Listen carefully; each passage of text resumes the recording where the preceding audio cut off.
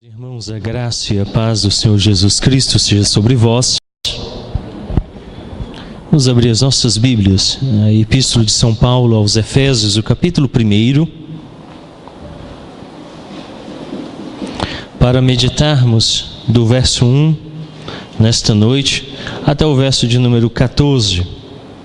A Epístola de São Paulo aos Efésios, capítulo 1, para meditarmos do verso 1 até o verso de número 14, dando aí continuidade à nossa série de sermões no livro de Efésios. Estamos aí nessa nossa caminhada no primeiro capítulo.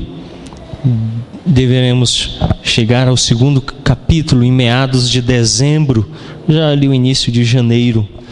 Então, temos aí uma longa caminhada ainda pelo primeiro capítulo desta epístola, a qual o Senhor tem nos instruído acerca das verdades da vida cristã e da fé a qual professamos. Efésios, capítulo 1, do verso 1 até o verso 14. Diz assim a palavra do Senhor: Paulo, apóstolo de Cristo Jesus, por vontade de Deus, aos santos que vivem em Éfeso, fiéis em Cristo Jesus. Graça a vós outros e paz, da parte de Deus nosso Pai e do Senhor Jesus Cristo. Bendito Deus e Pai de nosso Senhor Jesus Cristo, que nos tem abençoado com toda sorte de bênção espiritual nas regiões celestiais em Cristo, assim como nos escolheu nele antes da fundação do mundo, para sermos santos e irrepreensíveis perante Ele e em amor. Nos predestinou para Ele, para a adoção de filhos, por meio de Jesus Cristo, segundo o beneplácito de Sua vontade, para o louvor da glória de Sua graça, que Ele nos concedeu gratuitamente no amado, no qual temos a redenção, pelo Seu sangue, a remissão dos pecados, segundo a riqueza da sua graça, que Deus derramou abundantemente sobre nós em toda sabedoria e prudência, desvendando-nos o mistério da sua vontade, segundo o seu beneplácito que propusera em Cristo, de fazer convergir nele, na dispensação da plenitude dos tempos, todas as coisas, tanto as do céu como as da terra. Nele, digo, no qual fomos também feitos herança, predestinados segundo o propósito daquele que faz todas as coisas conforme o conselho da sua vontade, a fim de sermos para o louvor da sua glória, nós os que de antemão esperamos em Cristo, em quem também vós, depois que ouvistes a palavra da verdade, o evangelho da vossa salvação, tendo nele também crido, fostes selados com o Santo Espírito da promessa, o qual é o penhor da nossa herança, até o resgate da sua propriedade, em louvor da sua glória. Vamos orar, curva sua fronte, coloque-se à presença do Senhor para juntos louvarmos o seu nome e o adorarmos em culto. Oremos. Pai querido, nós estamos diante da Santa Palavra, e rogamos então ao Santo Espírito de Deus que nos conduza na compreensão das verdades do Evangelho, a fim de que possamos crescer em Cristo e nele alcançarmos a plenitude de todas as coisas, para que nele também alcancemos a glorificação final. É o que nós oramos, Pai, e rogamos em nome santo de Cristo Jesus. Amém. Os irmãos, nós estamos aí nessa caminhada, como eu disse, provavelmente no final de dezembro, início de janeiro, estaremos aí finalizando o primeiro capítulo da Epístola de São Paulo aos Efésios. É uma caminhada que, acredito eu, já devo estar acostumando os seus olhos ao texto e os seus ouvidos às verdades deste livro são maravilhosas. De fato, a Epístola de Paulo aos Efésios se aproxima muito da Epístola de Paulo aos Romanos, na riqueza teológica contida nesta epístola. E nós temos então uma caminhada longa para compreendermos as verdades importantes do Evangelho contidas neste texto, apresentadas pelo apóstolo naquele tema geral que temos considerado como antes da fundação do mundo. Bom, quando nós pensamos aí no livro de Efésios, temos que nos lembrar que Éfeso era a cidade mais importante do oeste da Ásia Menor, a atual Turquia. E, de fato, o mais proeminente monumento da cidade era o templo de Artemis ou Diana, que era considerado uma das 7 maravilhas do mundo antigo. Então, hoje estão ali as ruínas do templo, que à época era considerado uma das 7 maravilhas do mundo antigo, e fazia então da cidade uma cidade sede no que diz respeito à idolatria, à adoração de outros deuses. Calvino, nas Institutas, no livro 3, na seção 1, diz assim: nós devemos entender que enquanto Jesus permanecer exterior a nós e estivermos separados dele, tudo o que ele sofreu e fez para a salvação da raça humana permanece inútil e sem qualquer valor para nós. Não sei quantos de vocês assistiram o filme Forrest Gump, e tem um momento de diálogo entre o Forrest e o Tenente Dan, um outro personagem da história que ele salvou no Vietnã, mas que perdeu as pernas. Então eles se encontram depois, o Tenente Dan está irado, porque a história da família dele conta que eles deveriam morrer em campo de batalha, e ele foi salvo, e agora ele era um inválido sem as pernas. Enquanto ele está numa cadeira de rodas, num hotel abandonado na periferia da cidade, eles começam um diálogo no qual ele diz que no hospital constantemente as pessoas, e ele narra que até um padre foi chamado, o interrogavam acerca se ele já tinha encontrado Cristo. Então o Forrest, em toda a sua inocência, olha para ele e diz assim: ninguém nunca me disse, tenente, que eu tinha que procurar por Jesus. E de fato é o que nós estamos vivendo hoje. Quando nós afirmamos, um slogan de uma outra denominação dizia: Jesus é a solução. E a pergunta natural que eu faço, e que talvez o incrédulo faça, é: a solução para quê? Por que eu preciso procurar Cristo? Para que serve Cristo? Qual é o propósito de Cristo? Nós precisamos entender quem é Cristo, para que serve Cristo e qual é o propósito de tê-lo em nossas vidas. Então Calvino, com muita propriedade, disse que é preciso entender que enquanto Jesus permanecer exterior a nós, falar o nome de Jesus não significa que você tenha Cristo no interior do seu coração.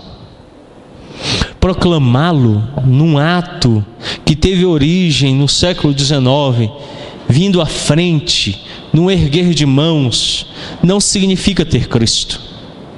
Usar o nome, pronunciar o nome dele também não significa. Faça-o, eu convoco a isto, diante de demônios, de pessoas possessas, a invocar o nome dele, e você vai ver que nada acontece, que não há efeito nenhum. Não é o simples dizer do nome dele. Quando a Bíblia diz nome, ela está falando acerca da autoridade, daquilo que lhe foi concedido.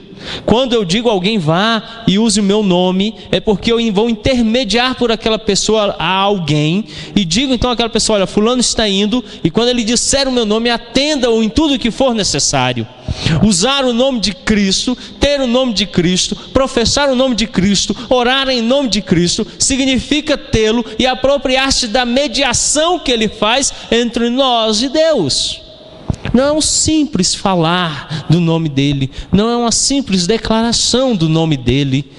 O poder do nome de Jesus está na obra que ele realiza. Eu queria que você ouvisse essa música.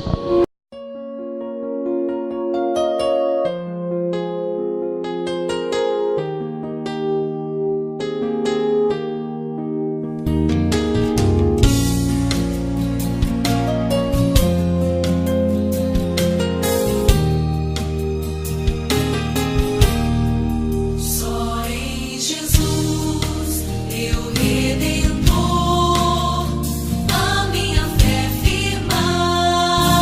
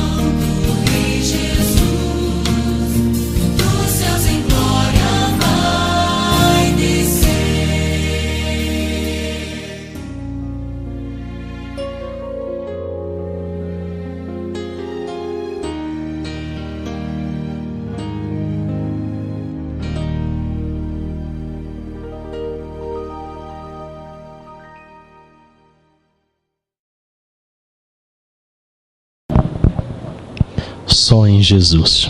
De fato, o lema da reforma, solo Christus, somente Cristo. Pensando nisso, eu quero considerar um tema recorrente neste trecho que lemos esta noite, capítulo 1, do verso 1 ao 14, que é a ideia de repetição constante que o apóstolo faz do termo Cristo Jesus. Em, por e para Cristo. Nós vamos ver isso. Em primeiro lugar, ele nos diz que fiéis em Cristo Jesus. Olha o verso 1. Paulo, apóstolo de Cristo Jesus, por vontade de Deus, aos santos que vivem em Éfeso e fiéis em Cristo Jesus. Como vimos anteriormente em um dos sermões desta série, o termo fiéis, utilizado aqui, denota aquele que exerce fé. Mas entenda, a fé é salvadora, mas essa fé ela é exercida em Cristo Jesus. Não é uma fé na minha capacidade, não é uma fé naquilo que a igreja diz, não é uma fé nas promessas de uma religião, não é uma fé em determinada denominação, é uma fé em Cristo. Cristo de fato deve ser o ponto central daquilo que cremos. Por isso nós estamos no cristianismo. A nossa religião, por si mesma, em sua definição, é cristocêntrica. Quando nós pensamos, e de fato precisamos entender isso, o que tem nos conduzido no que cremos, em que cremos e como cremos, Jesus precisa ser a única resposta. Mas talvez a pergunta do Forrest Gump seja propícia. Ninguém nunca me disse que eu precisava crer nele de uma determinada forma. Nós lemos esta noite em Tiago que demônios creem e tremem. O que me diferencia quando eu creio em Jesus? Quando eu exerço fé em Jesus?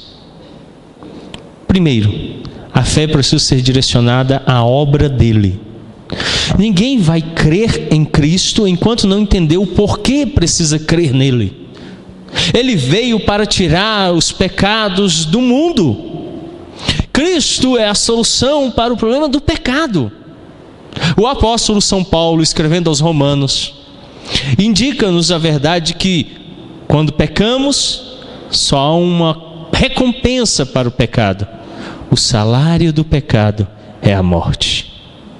Quando Deus, lá no princípio, instituiu uma lei dizendo que se o homem pecasse, e pecado, por definição bíblica, é desobediência à lei de Deus, é todo desacordo com a lei de Deus.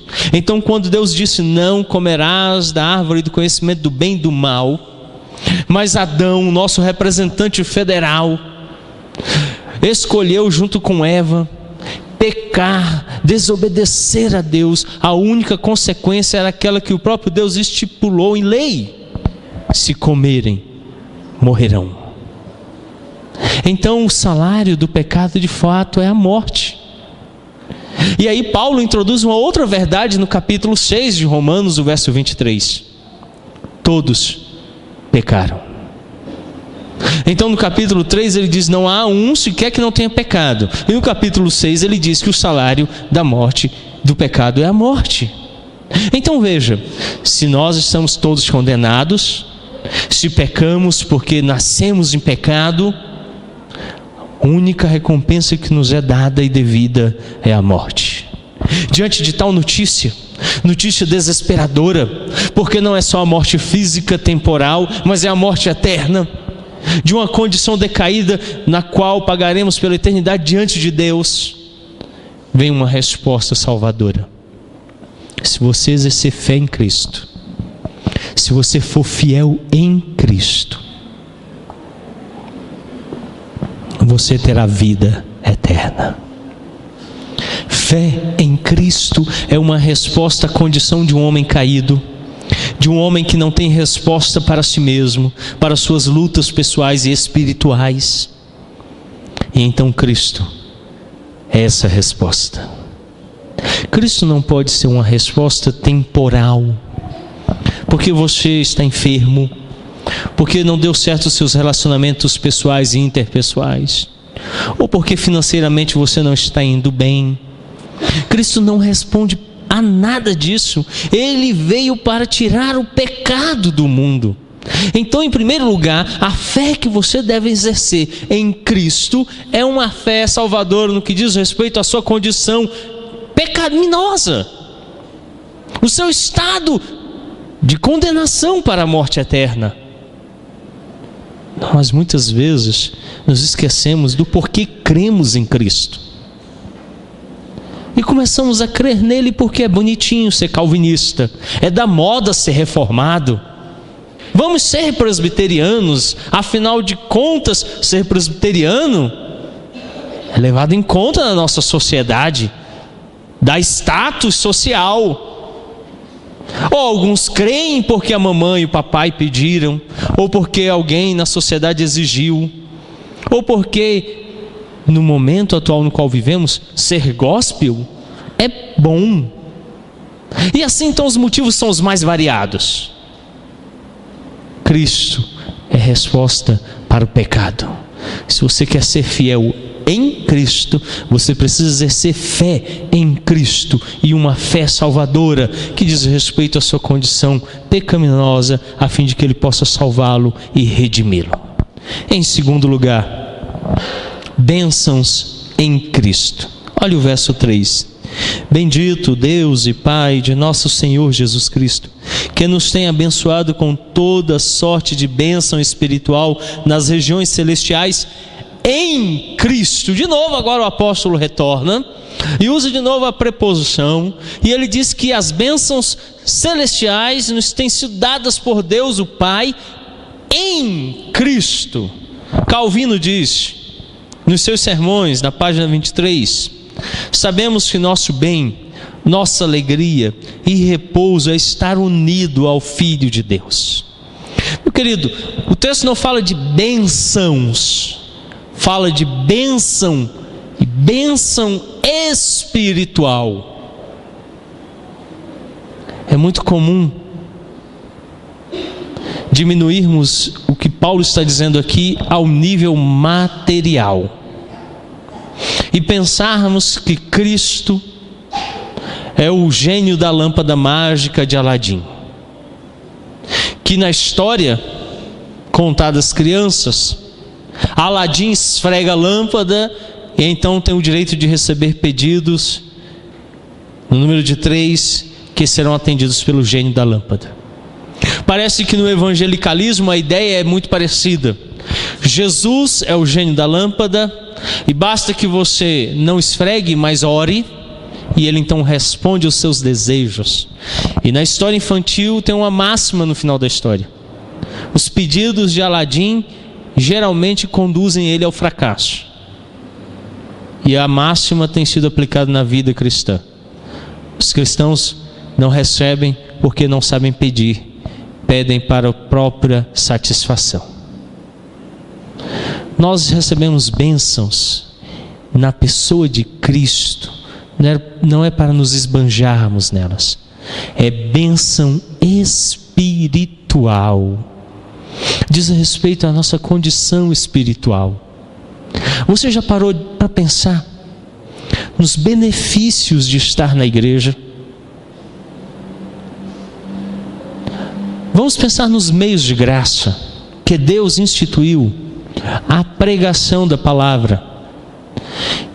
Queira eu, que esteja certo este meu pensamento, que dominicalmente vocês não estejam vindo aqui para simplesmente assistir ao sermão, mas que considerem em máxima verdade o que está sendo dito, como sendo a palavra do próprio Deus, e como presbiterianos creiam que quando ela é pregada fielmente, o próprio Cristo nos fala. E assim sendo, então, em um ato espiritual, Ele, assentado à direita de Deus Pai, nos comunica bênção espiritual, falando às nossas almas e nos edificando em verdades outras que não poderíamos encontrar em nenhum outro lugar neste tempo presente. Eu tenho muitos livros, já ultrapassam os 1000, e em nenhum deles eu tenho encontrado bênção espiritual. Edificam-me intelectualmente, trazem experiências da vida cristã de outros irmãos na fé, pastores, teólogos, crentes, mas não consigo encontrar neles meio de graça. Eles não podem aplicar à minha vida aquilo que cremos como a própria palavra de Cristo, o próprio Cristo me falando. Só a Bíblia e só a pregação é o meio pelo qual Deus instituiu que isso acontece. Como a Santa Ceia, como o batismo, como a oração, tão desprezada e negligenciada. Ainda hoje eu considerava isso no início do culto. Foi projetado aqui o aviso de que todo domingo às 19h15, Deus tem usado um meio pelo qual Ele designou para nos abençoar. E sabe quantos estão sendo abençoados? Meia dúzia, de todo esse grupo aqui presente, dos quais eu duvido muito que orem 3 vezes ao dia como orava Daniel, ou que considerem a importância de na quarta-feira orar junto com os irmãos, ou que talvez estejam dispostos a levantar de madrugada para pôr os joelhos no chão. Então não podem de fato experimentar bênção espiritual. As bênçãos são migalhas que têm caído da mesa em decorrência dos poucos crentes que de fato têm experimentado bênção espiritual. Precisamos entender aquilo que Paulo diz no verso 3: toda sorte de bênção espiritual nas regiões celestiais em Cristo. De novo, você precisa entender que quando você ora no nome de Cristo, não significa falar o nome dele no final da oração. É orar por intermédio da obra redentora dele, apropriando-se das promessas que ele sustenta pela palavra dele. Orar, portanto, é um exercício maravilhoso da fé. Portanto, se no ponto 1 você exerce fé em Cristo, na obra redentora de Cristo, e o pecado está sendo vencido em sua vida em Cristo, então no segundo ponto, você está experimentando em Cristo bênção espiritual, pelos meios espirituais que Ele determinou na palavra dEle para a sua vida. Se não, ceia não tem significado, batismo não tem sentido, oração não faz falta, a pregação se torna enfadonha e sem significado. E não tardará para que você nos deixe, e então eu poderei ler em alta voz aquilo que diz em 1 João: se fosse dos nossos, teria permanecido conosco. Você precisa experimentar bênçãos espirituais em Cristo. Nosso bem, nossa alegria e repouso é estar unido a Cristo. Você está unido a Ele? Você tem experimentado esta graça? Em terceiro lugar, eleitos em Cristo. Versos 4 e 5.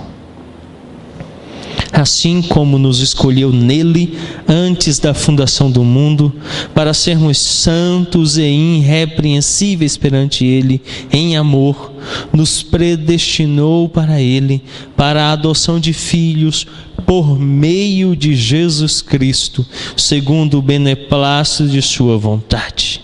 O verso 4 diz: assim como nos escolheu em Cristo, nele.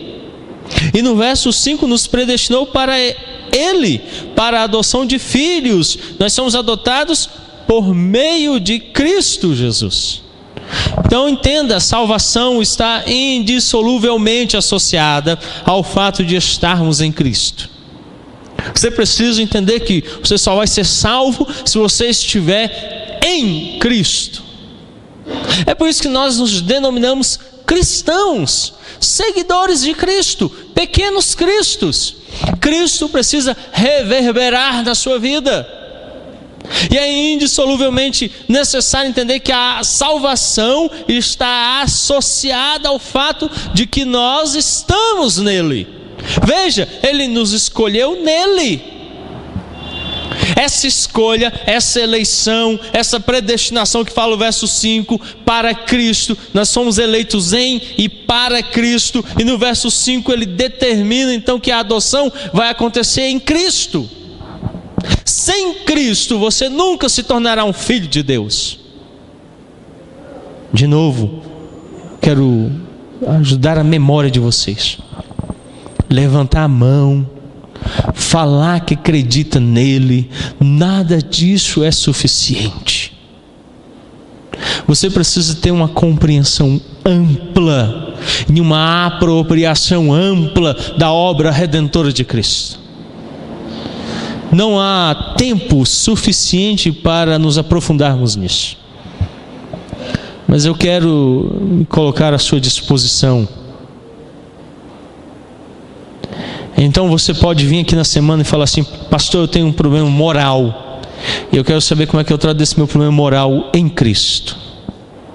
Pastor, eu estou com depressão, e eu quero saber como é que eu trato a minha depressão em Cristo.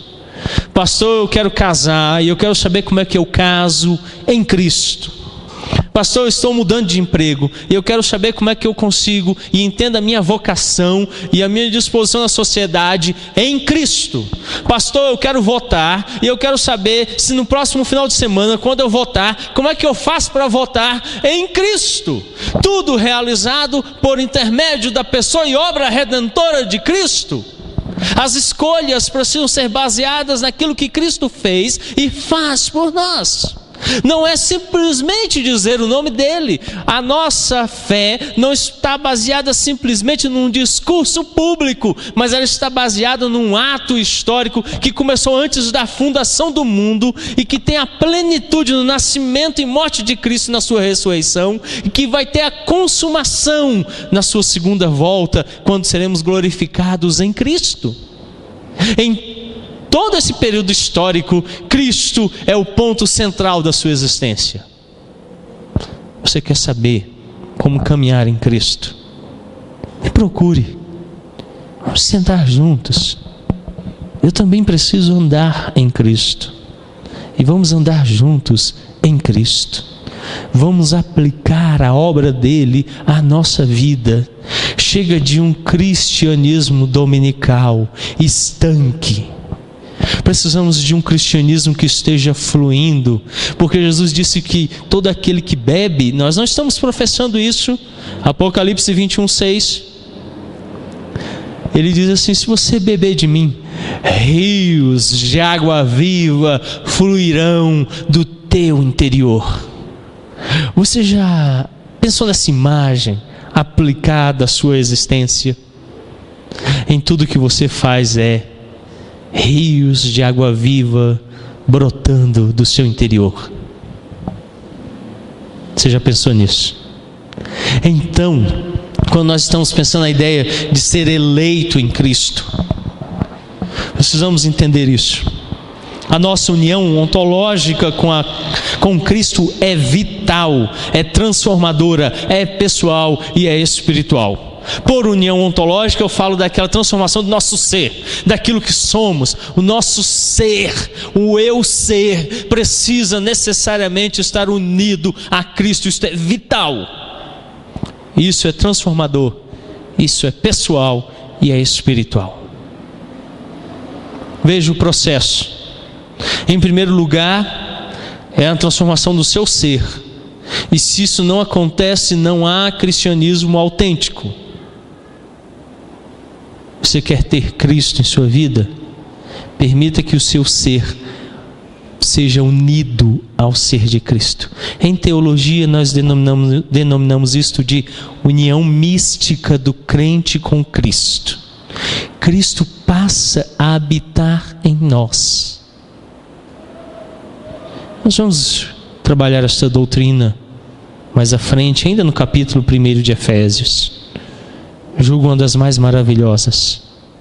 Saber que estamos unidos a Cristo, que Ele é parte de nós. É transformador porque quando isso acontece, muda. Você deve ler o Novo Testamento, pressuponho que sim. E eu o convido então a ler os Evangelhos. Essa semana, é possível ler os 4 Evangelhos em uma semana. Se dê a esse exercício de ler os Evangelhos, sublinhando cada um dos encontros pessoais que pessoas tiveram com Jesus. E observe se não houve transformação, mudança na vida, na atitude, no ser, no eu, nos gestos, no falar, no ser, nas relações, na cidade, no cotidiano, nas pessoas. De fato, quando as pessoas estavam em Cristo e são eleitas em Cristo, escolhidas em Cristo, predestinadas em Cristo, elas sofrem transformação, o que nós denominamos de regeneração ou novo nascimento. Outra questão é que ela é pessoal. Não é para inglês ver, não é para o outro ver, é para mim. Vocês não sabem o quão difícil é isso. Falar para o outro que você acredita em Jesus é moleza. Falar que você é crente é fácil. O difícil é você parar no espelho, olhar nos seus olhos, sabendo quem você é, os seus pecados, a sua vida podre, as suas dificuldades, a desgraça na qual você está afundado, e dizer assim: eu preciso de Cristo. Eu preciso de um Senhor e de um Salvador pessoal, porque eu estou afundado em pecado e o único salário ao qual eu estou envolvido é a morte. Isso é difícil. Dizer para si mesmo é muito difícil. Falar para os outros é fácil. Dizer para si é difícil.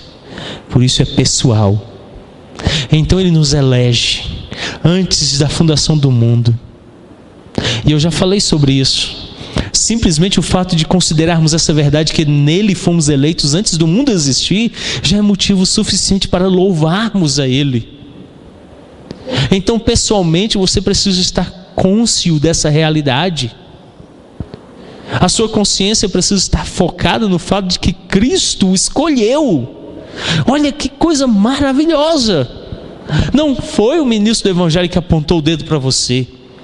Não foi você que o escolheu, mas foi Ele, com o Pai e o Espírito, ainda antes do mundo existir, que olhou e escolheu você. Então, num ato pessoal, você precisa responder lá no seu interior, com uma força inimaginável, de que você o ama e o reconhece como Senhor e Salvador da sua vida. Lá no interior do seu quarto, você deve reconhecer isso. E por último, essa união, essa eleição, ela vai fazer com que seja espiritual. É uma operação do Espírito Santo. Não são resoluções morais de uma consciência fraca. A partir de hoje eu não bebo mais. Mas o coração corrupto continua desejando experimentar o gosto do uísque. A partir de hoje, e essas resoluções pessoais não levam ninguém a lugar nenhum. A única transformação possível, disse Jesus a Nicodemos, é preciso você nascer do alto. Infelizmente, a nossa tradução diz nascer de novo, mas o texto grego diz é necessário Nicodemos nascer do alto, nascer de Deus. Só Deus pode dar um novo nascimento. Só Deus pode tirar o coração de pedra e dar um coração de carne, um coração vivo. Por isso é uma relação espiritual. Nossa união com Cristo produz um nascer espiritual que só Ele pode dar ao cristão. Em quarto lugar, a adoção em Cristo, verso 5. Nos predestinou para Ele, para a adoção de filhos, por meio de Jesus Cristo, segundo o beneplácito de sua vontade. A adoção é por intermédio de Jesus Cristo. Domingo passado nós vimos isso. E eu acho interessante porque uma pessoa me procurou no gabinete pastoral e recebeu a Cristo na sua vida. E ele disse assim: pastor, domingo eu procurei outra pessoa e falei assim: o pastor estava falando para mim, só eu, de todo aquele grupo, é que não cria ainda. E ele me disse então que outra pessoa respondeu: não, tem várias pessoas que ainda não creram. E eu queria que você entendesse isso. Se você não creu, se você não exerceu fé, aquela fé direcionada a Cristo para a solução de pecados, você não pode ser adotado como um filho de Deus.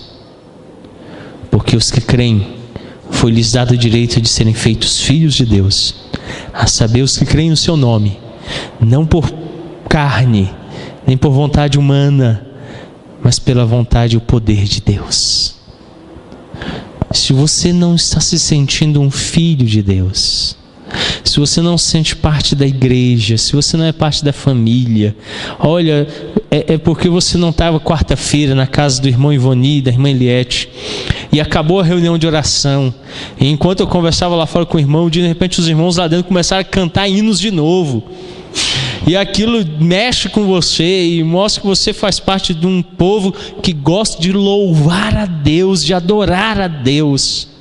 Se você não esteve aqui no dia de ontem, quando nós estávamos instruindo os professores da rede pública, e para nossa vergonha, os professores da nossa igreja estão agora passíveis de disciplina, e eu vou levar isso ao conselho da igreja, porque estão se eximindo da responsabilidade de ser luz no mundo e sal no mundo, porque onde um grande número de professores que não são desta igreja, para dizer a verdade, não tinha nenhum dessa igreja presente. Isso entristece o nosso coração. Um projeto maravilhoso de levar o evangelho às escolas públicas. Então, se nós considerarmos o vice-diretor que tinha aqui ontem, os professores, outros funcionários da Fundação Educacional, e a ausência total de professores, diretores e membros da Fundação Educacional, que são membros da nossa igreja, isso me diz que é uma falta de responsabilidade enorme no que diz respeito ao evangelho. E eu fico pensando como a igreja poderosamente pode influenciar o mundo, mas ela se aquieta. E as repartições públicas, os locais de trabalho, de estudo, tornam-se uma parte da nossa vida. E eu só sou crente no domingo. E no dia que eu estou lá, eu não sou crente. E não tem nada a ver com a igreja. Então você se torna um zero à esquerda. E, nas minhas palavras, dispensável ao reino. Porque quando nós fazemos o que temos que fazer, a Bíblia diz que somos servos inúteis. E nesses momentos da igreja, quando nós estudamos a palavra, quando a igreja evangeliza, quando a igreja canta louvores, você então se sente parte da família e de um exército, e você luta por ele. Mas se você não foi recebido, você é um estranho, aparece de vez em quando, não sente amor, não tem vocação, não prega, não evangeliza, não louva, não adora, não move um único banco de lugar, não é capaz de chegar mais cedo para alinhar os bancos. Você não faz nada, você definitivamente é um zero à esquerda, você é dispensável, você não tem valor. Se você é um filho de Deus, se você foi adotado, você faz parte da família, você se identifica com a causa e você se coloca à disposição do reino. Então, a adoção que acontece por meio de Cristo, diz o texto, sem Ele não podemos nos tornar filhos de Deus. E sabe porque muita gente não consegue ser parte da igreja? Porque não foi adotado em Cristo. Então ele não pode ser. Ele precisa ser transformado. Ele precisa crer de fato para ser recebido como filho de Deus. Eu já creio. Duvido muito que creia. Vocês viram o texto agora de Tiago? Fé sem obras. Fé sem obras não produz uma única obra no reino. Nada. E aí eu te mostro então uma fé com obras para apontar para você que de fato você precisa fazer parte de um grupo maior e que talvez você não esteja fazendo parte deste grupo. Em quinto lugar, a graça é por meio de Jesus, de Cristo Jesus. Versos 6 e 7.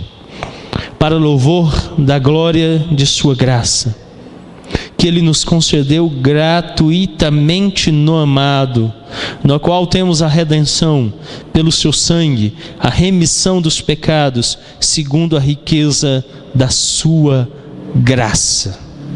Nas Institutas, o livro 3º, seção 9, Calvino diz assim: Deus paga a si mesmo por sua misericórdia manifestada em seu Filho, nosso Salvador Jesus Cristo, que uma vez por todas se ofereceu ao Pai, para ser Ele próprio a satisfação que lhe deveríamos prestar.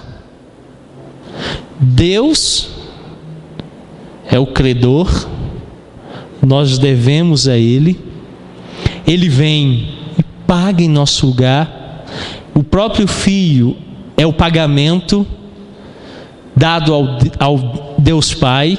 Então Calvino diz assim: Deus paga a si mesmo por sua misericórdia manifestada em seu Filho. Então, quando Paulo nos fala dessa graça dada por meio de Cristo, ele declara no verso 6, para louvor da glória de sua graça. E aí ele diz que nos concedeu gratuitamente no amado. E no final do verso 7 ele diz, segundo a riqueza da sua graça. A graça, o favor imerecido, não pode ser adquirido por obras, não pode ser adquirido como ensina o pelagianismo, heresia condenada pela igreja, ou o arminianismo, outra heresia condenada pela igreja. O homem não pode contribuir para a salvação, o homem não pode oferecer nada para a salvação é uma graça, é um favor imerecido da parte de Deus para o homem. E Ele faz isso por meio de Cristo. Então, antes que você existisse, Deus escolheu você e disse que o Filho morreria por você antes da fundação do mundo. E Ele faria isso gratuitamente no amado, em Cristo. Não há nada que você possa fazer que adquira salvação. Por isso, se você for adotado como filho e fizer parte da família, e essa semana eu conversava com a Alice sobre isso.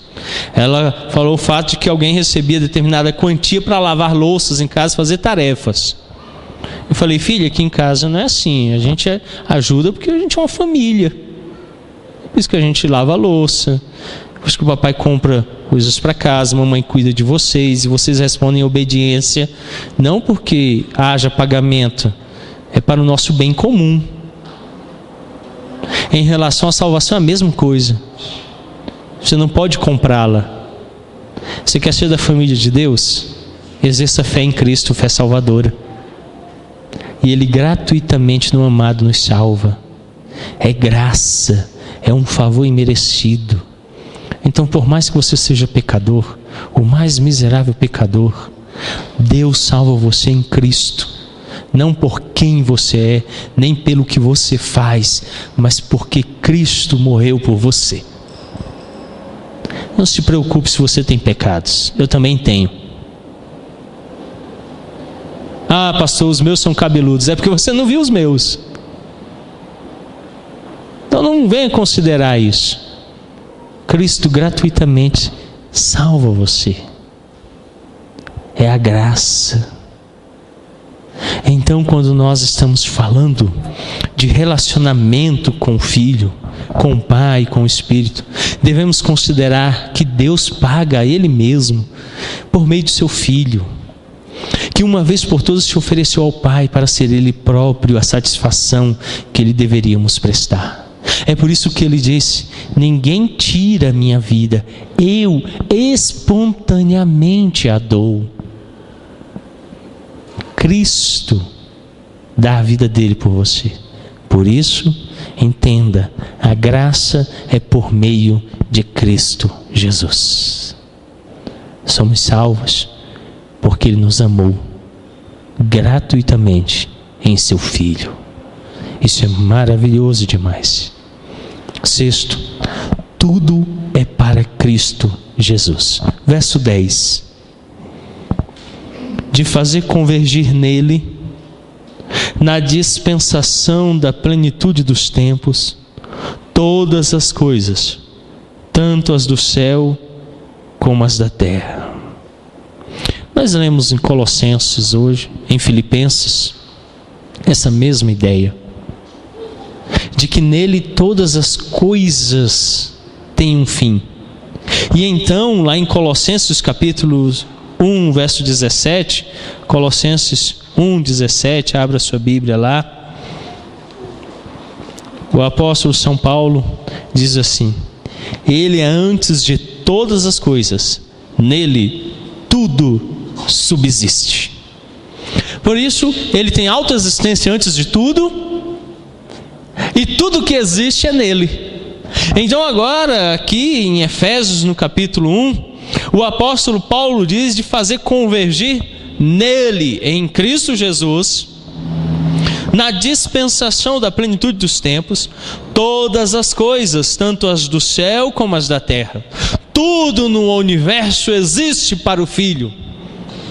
Então a nossa adoração, o nosso louvor, o nosso culto, os nossos dízimos, a nossa vocação, o meu lazer, as minhas relações pessoais, a minha família, os meus bens, tudo é para Cristo, tudo em Cristo, e tudo vai convergir em Cristo. Nós não podemos ter uma religião à parte de Cristo, não podemos ter uma oração fora de Cristo, nem que não seja para Cristo. A nossa leitura bíblica deve focar Cristo. Por isso Cristo é o assunto no Antigo Testamento e no Novo Testamento, em cada página das Escrituras, porque todas as coisas vão convergir em Cristo, todas as coisas terminam em Cristo. Cristo é o único objetivo da nossa existência. Richard Baxter disse que um céu sem Cristo seria o inferno. Para nós isso é verdade. Não há possibilidade de encontrarmos sossego para as nossas almas senão em Cristo Jesus. Por isso tudo converge na pessoa, na obra redentora de Cristo. Então as Escrituras declaram que lá no último dia todo joelho se dobrará e toda a língua confessará que Jesus Cristo é o Senhor, porque todas as coisas devem convergir para Cristo. Nele todas as coisas encontram finalidade. Sétimo, esperança em Cristo. Verso 11: Nele digo, no qual fomos também feitos herança, predestinados segundo o propósito daquele que faz todas as coisas, conforme o conselho da sua vontade. Entenda, o apóstolo então agora nos conduz a essa ideia de que nele, Jesus Cristo, digo, no qual fomos também feitos herança, predestinados segundo o propósito daquele que faz todas as coisas conforme o conselho da sua vontade. Então nós sabemos que todas as coisas acontecem conforme a vontade de Deus. Já tivemos a oportunidade ou outra de meditarmos na vontade de Deus expresso aqui no capítulo 1 de Efésios, como essa vontade decretiva se manifesta. Agora o apóstolo Paulo vem aqui no verso 11 e diz assim: nele fomos feitos. Então ele diz que está sendo criado, estabelecido um princípio de uma herança, de uma certeza que nos será entregue, predestinado segundo o propósito. Nossa predestinação tem um objetivo final, por isso nossa esperança está na pessoa e na obra de Jesus Cristo.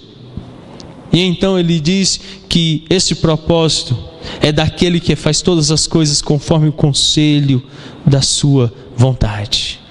E ele nos conduz então ao verso 12, a fim de sermos para louvor da sua glória, nós, os que de antemão esperamos em Cristo. Ele diz que nós já estávamos de antemão esperando na pessoa e na obra de Cristo. Eu acredito profundamente que este sermão é eficaz, não por palavras de persuasão humana, mas porque de antemão Cristo os preparou, aqueles que são eleitos. O réprobo já está vomitando o sermão, o réprobo já está sacudindo a cabeça, o réprobo já está disposto a ir embora imediatamente deste lugar, porque essas palavras ardem nos seus ouvidos, porque ele recusa Cristo em toda a sua apresentação, porque não há significado para ele em Cristo. Mas o eleito, de antemão, conforme a vontade e o propósito de Deus, já espera em Cristo. Eu não preciso me esforçar muito, porque de antemão Ele já colocou você em Cristo. Agora a minha pergunta é: você espera em Cristo? Você tem repousado em Cristo? Hoje de manhã, quando o reverendo Edilton estava falando sobre finanças, eu pude perceber como perdemos a esperança em Cristo. E no final, bem no finalzinho da escola dominical, ele falou assim: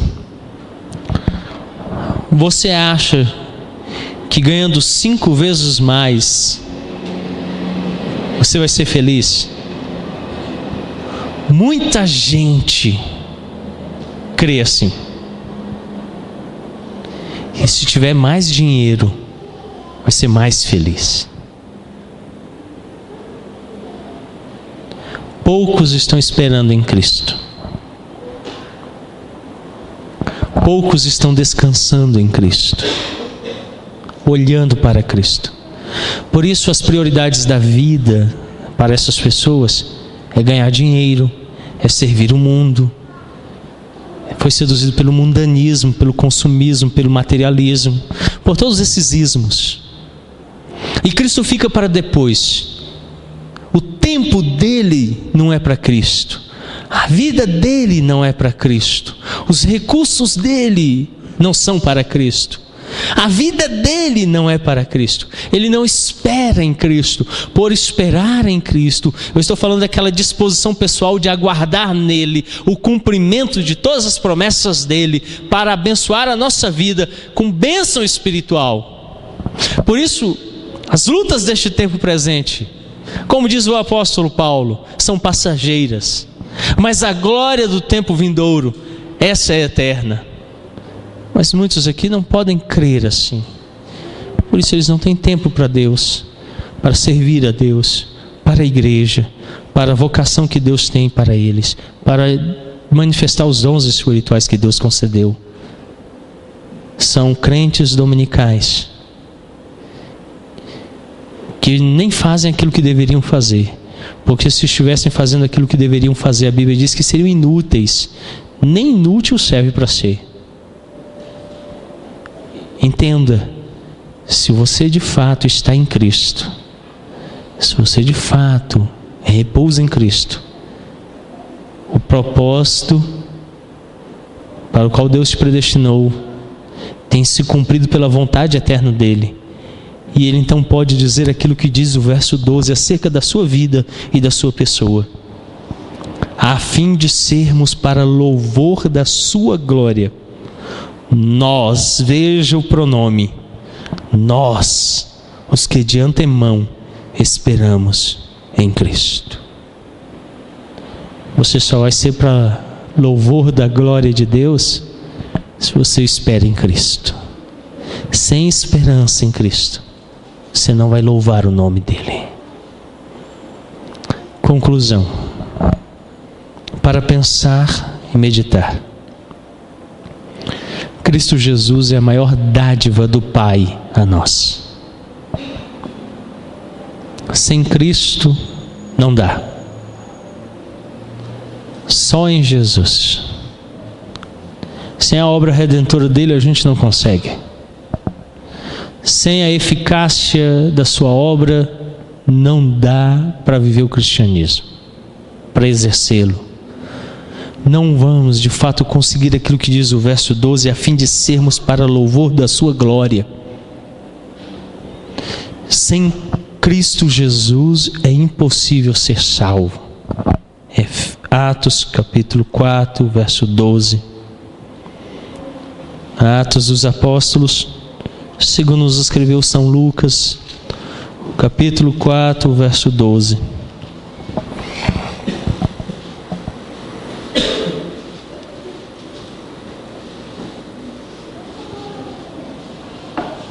Vamos ler todos a uma só voz. Atos capítulo 4, verso 12. Leiamos todos. E não há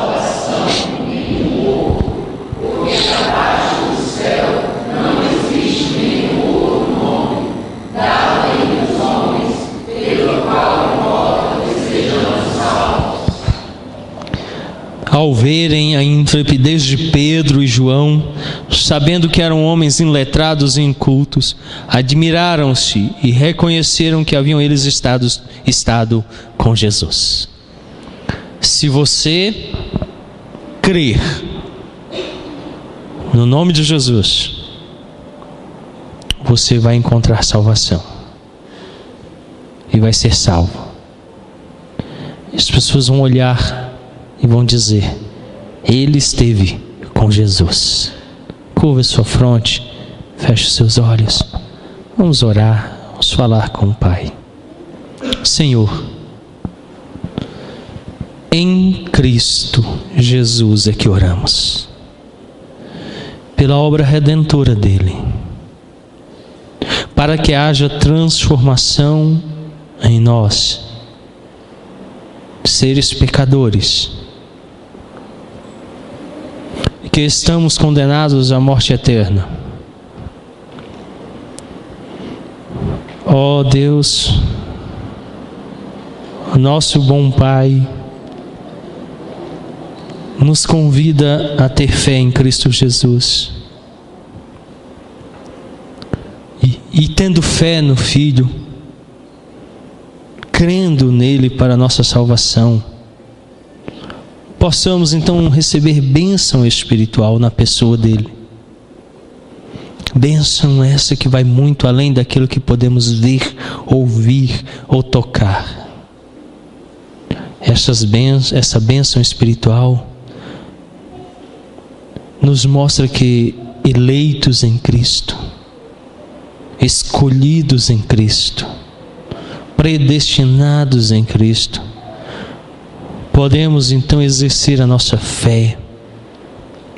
E exercendo essa fé, então, sabendo que o próprio Deus nos escolheu antes da fundação do mundo, sermos adotados na família da fé e fazer parte deste grande exército de Deus, desta família na fé cristã. Adotados então em Cristo e nos tornando filhos de Deus, experimentaremos a graça que vem do trono do Pai, graça essa que nos é dada gratuitamente no amado, no Filho.